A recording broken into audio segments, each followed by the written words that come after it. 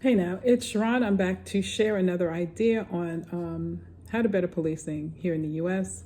Excuse me. If you're new to the channel, I'm a retired detective. I worked for 20 years for a southeastern city in the US, and I was also in the military.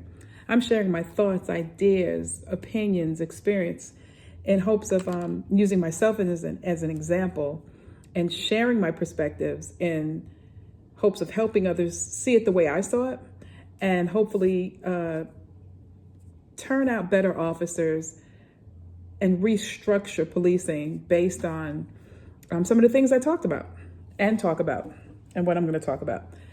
And I talked about telling the truth last week, and I just want to delve on that real quick.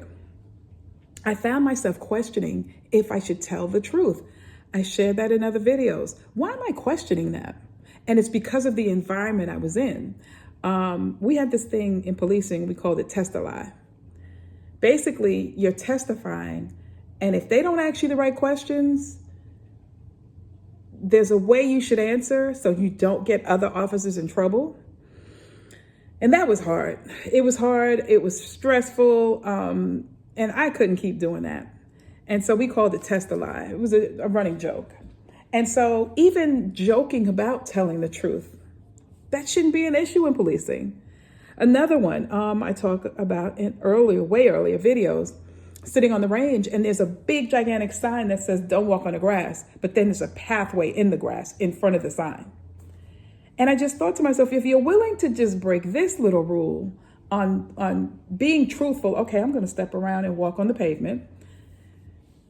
What are you doing out on the street? And so, yes, I started to question my behavior.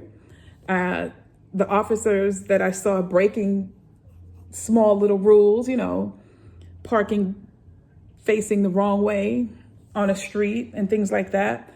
If we're going to charge people for it, then we need to do it ourselves and be right about it. Speeding, I do that. I don't give speeding tickets. Here where I'm in the South, 80 is average. But anyway, parking facing the wrong way.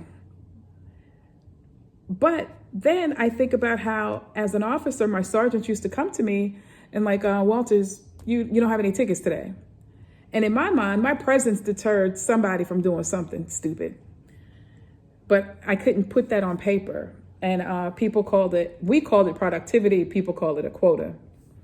The sergeant used to come to me, did you earn your paycheck today? And of course I want to earn my paycheck. But people on the outside see that as a quota because now I'm going to go out and I'm looking. But where am I going? To the neighborhoods that are not so well off. More people are outside.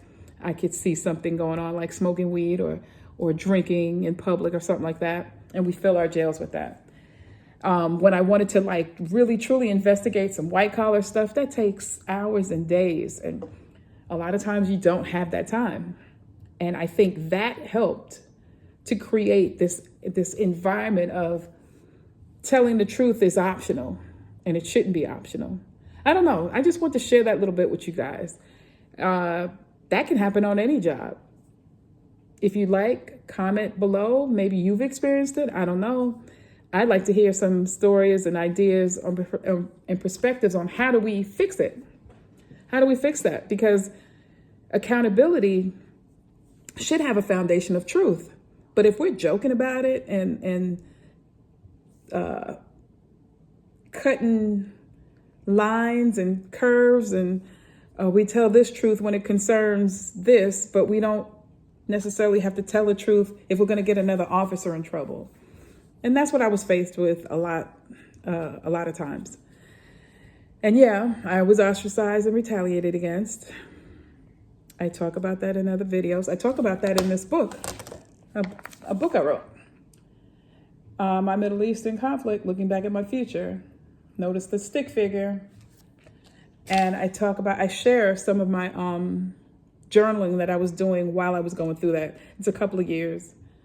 But I don't share it every day, but I share some significant days where I had certain thoughts or I had certain fears and things like that. I share that in the beginning of the book.